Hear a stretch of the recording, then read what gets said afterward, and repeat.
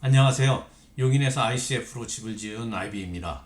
오늘은 과연 내 집의 단열 성능은 어떻게 계산을 해낼 수 있는지 제가 활용했던 계산 방법을 소개시켜 드리도록 하겠습니다.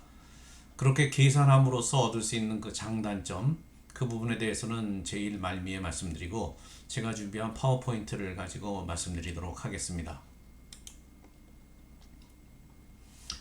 제일 먼저 이해해야 될 것은 열전도율과 열저항과의 관계입니다. 열전도율은 일반적으로 단열재에서 얘기할 때는 열관류율이라고도 얘기를 하는데, 이 열전도율과 열저항의 관계는 전기에서 전류와 저항과의 관계와 동일합니다.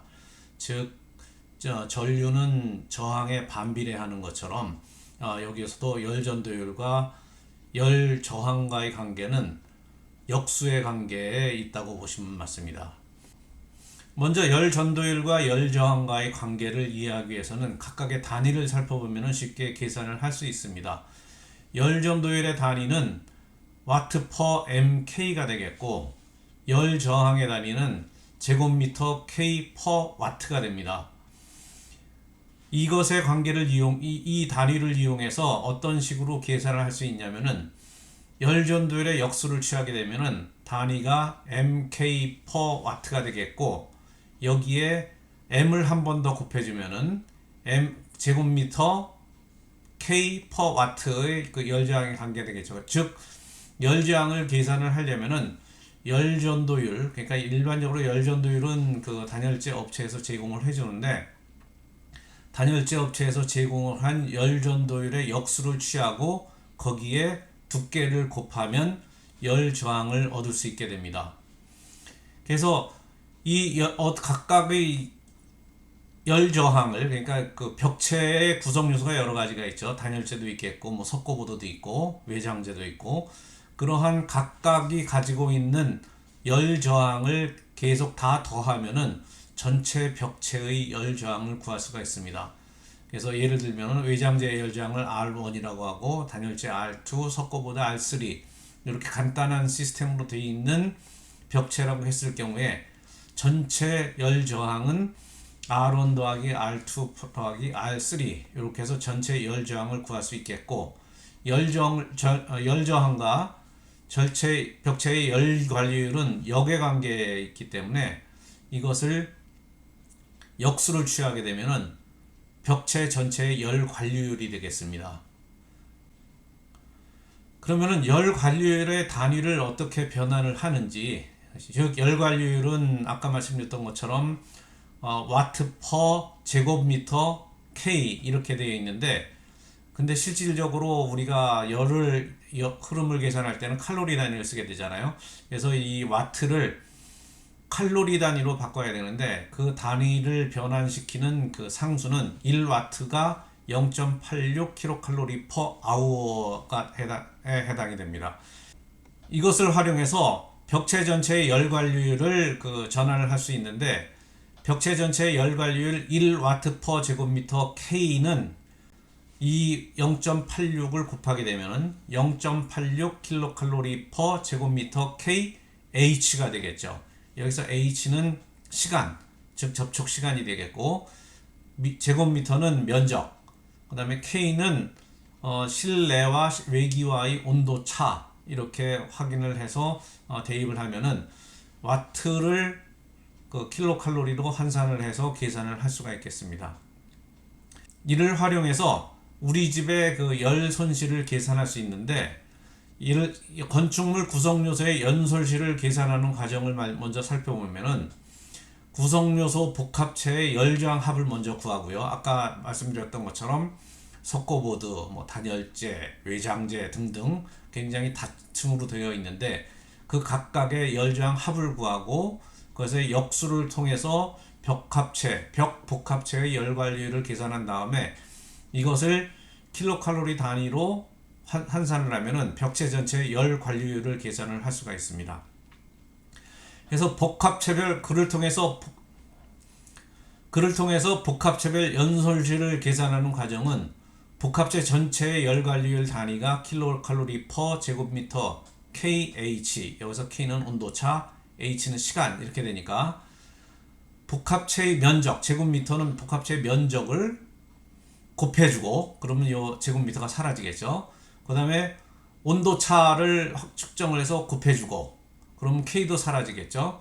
그 다음에 노출 시간을 곱해주면은 그러면은 전체 열 손실이 얼마가 되는지 킬로칼로리만 남고 나머지 그 단위들은 모두 사라지게 되겠습니다. 그런 방식으로 해서 전체 그 복합체의 열 손실이 어떻게 되는지 계산을 할 수가 있는데 그를 통해서 알 수 있는 것은 벽체 면적, 즉 외기와 접하는 면적이 클수록 여기에는 외기와 접하는 건 벽체, 지붕, 뭐 바닥 이렇게 되겠죠. 그 다음에 온도차가 클수록 그 다음에 시간이 길수록 열 손실이 증가하는 것으로 증가하는 것을 알 수 있습니다.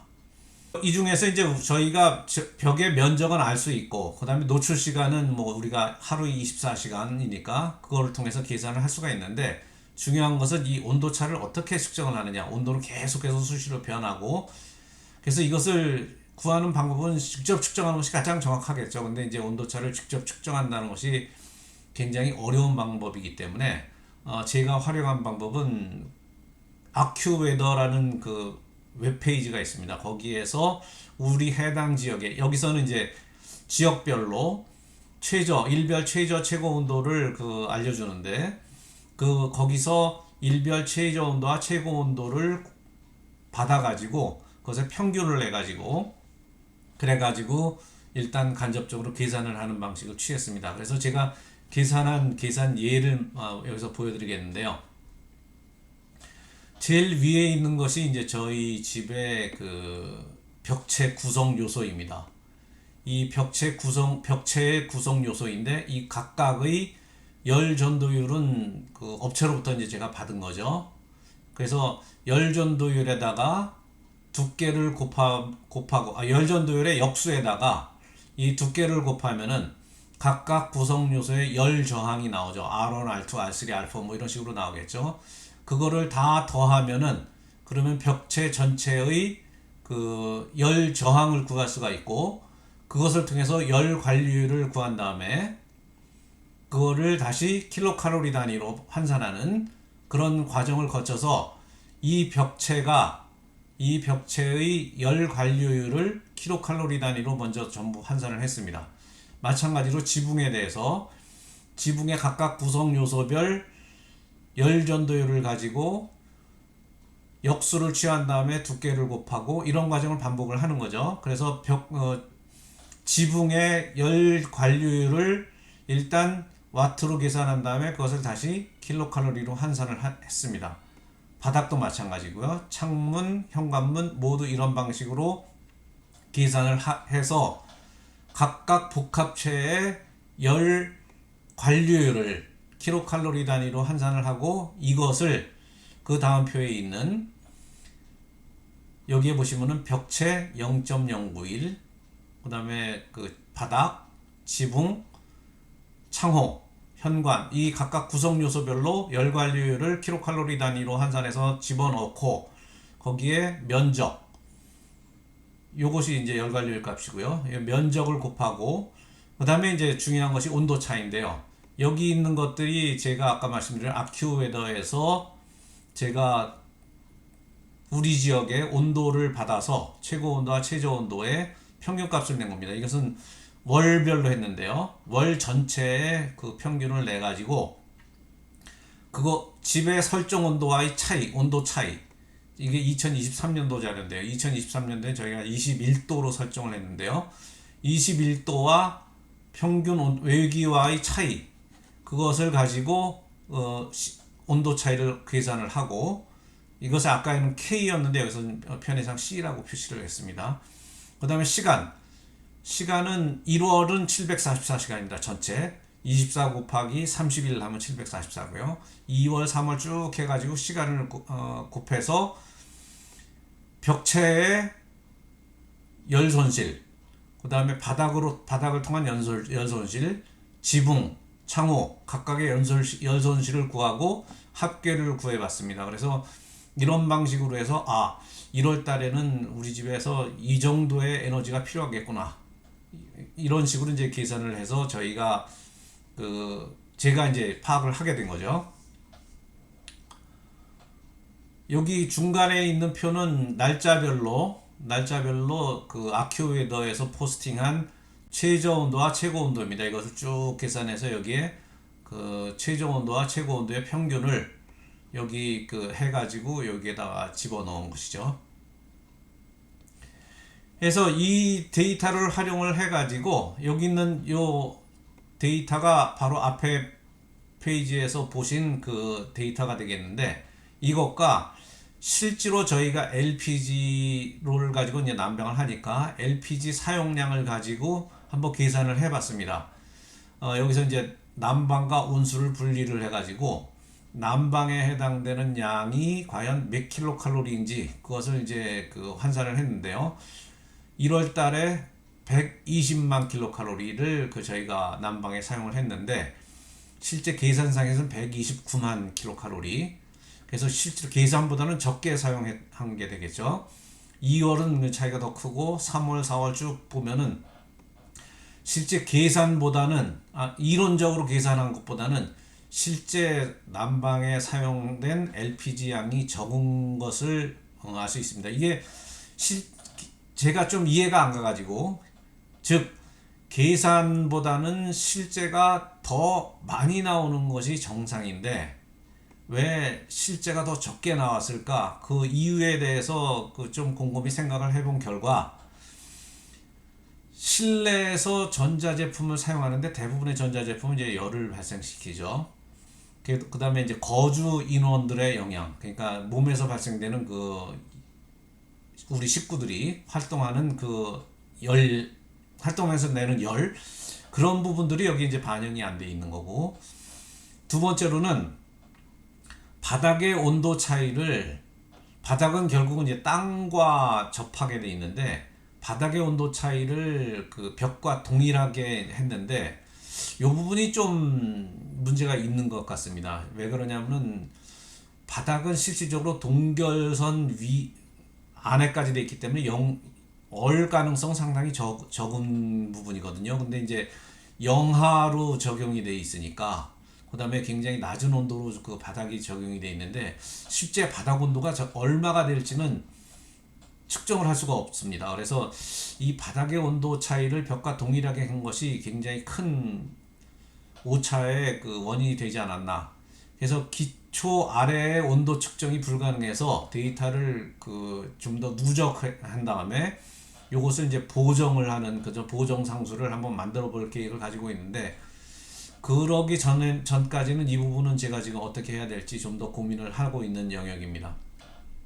근데 기타 가능성으로는 기밀과 열교에 문제가 있을 수 있는데, 기밀과 열교에 문제가 있다면은 그러면 실질적으로 이 사용량이 계산치보다 높아져야 되는데 그것보다 낮은 거는 저희 집 같은 경우에는 이제 기밀과 열교의 문제가 상당히 적다.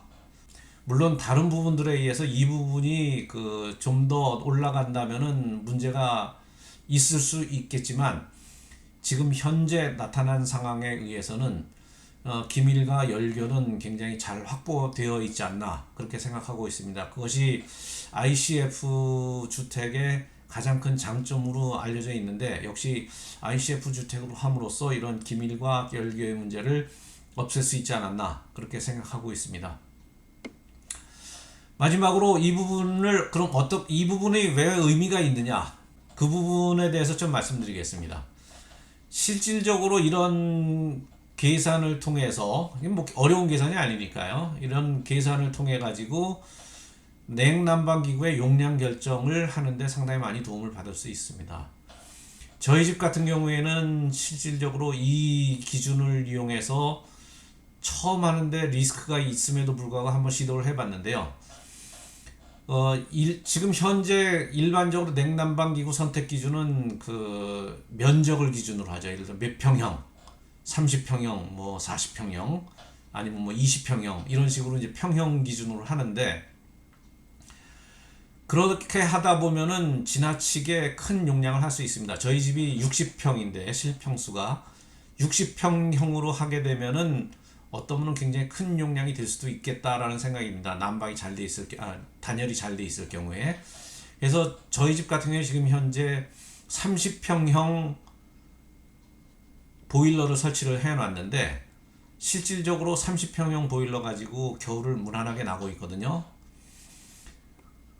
제가 이것을 처음 시도를 하면서 30평형으로 과감하게 도전을 한 거는, 만약에 30평이 부족하면은 하나를 더 놓는다는 생각을 가지고, 그러니까 1층과 2층을 분리를 해서 하나를 더 놓을 생각을 가지고 일단 30평으로 시작을 해봤는데, 30평형 난방기구 가지고 지금 현재 60평 전체 주택을 가동을 시킬 수 있었습니다. 그래서 이런 계산을 통해 가지고 제가 난방기구의 용량을 정함으로써 불필요한 낭비를 줄일 수 있었죠.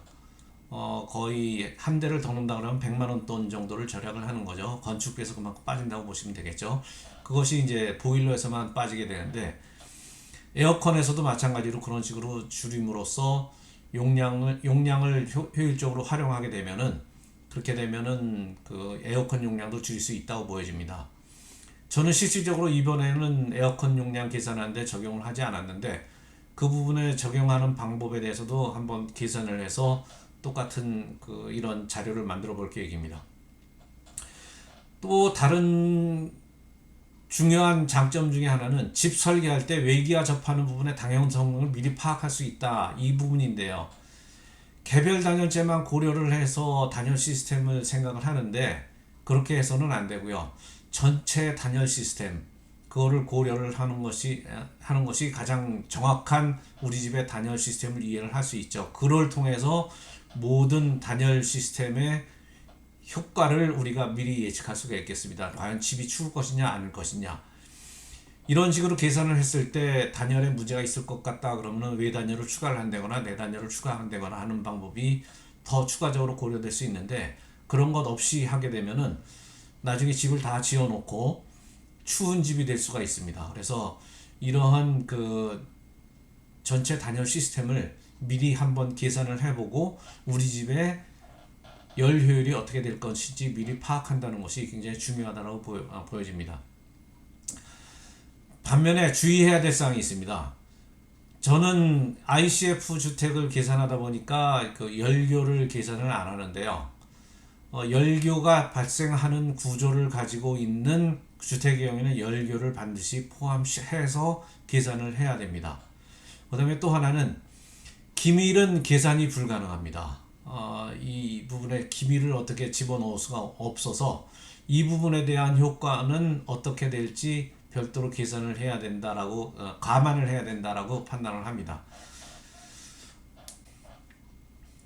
이 자료가 실제로 집을 짓는데 저는 많이 도움이 됐기 때문에 많은 분들과 공유하는 차원에서 오늘 영상을 하나 만들어 봤습니다. 장마철 건강 유의하시고 다음 주제를 가지고 다시 찾아뵙도록 하겠습니다. 감사합니다.